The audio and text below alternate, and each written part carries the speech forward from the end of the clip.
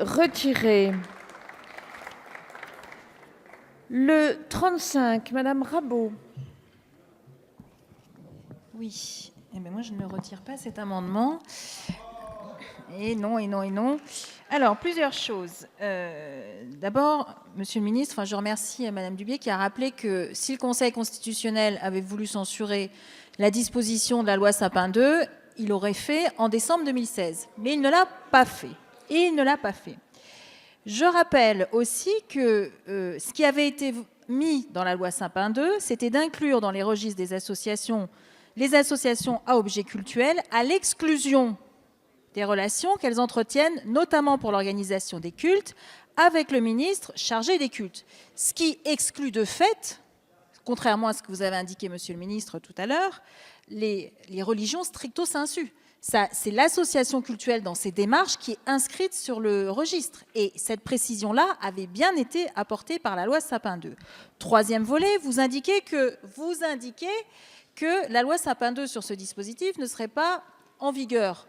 Or, au 30 avril, le MEDEF, par exemple, figure sur le registre des lobbies. Les associations cultuelles, il est exact, n'y figurent pas aujourd'hui. Donc vous pourriez leur dire qu'elles ne respectent pas la loi Sapin II telle qu'elle existe aujourd'hui et telle qu'elle est en vigueur dans notre droit. Et telle qu'elle est, les autres se sont déjà enregistrés sur le registre. Donc pour toutes ces raisons, mais Monsieur le ministre, c'est vous qui êtes en charge de faire les décrets. C'est vous qui êtes en charge de faire les décrets. C'est vous qui êtes en charge de faire les décrets, oui ou non? Bien sûr que oui. Donc, vous ne les avez pas mis en œuvre, alors que la loi, elle a été votée, elle n'a pas été censurée par le Conseil constitutionnel. Elle n'a pas été censurée par le Conseil constitutionnel. Dernier point, tout à l'heure, vous évoquiez le président de la République. J'ai cité le candidat Macron. Il n'était pas encore président de la République.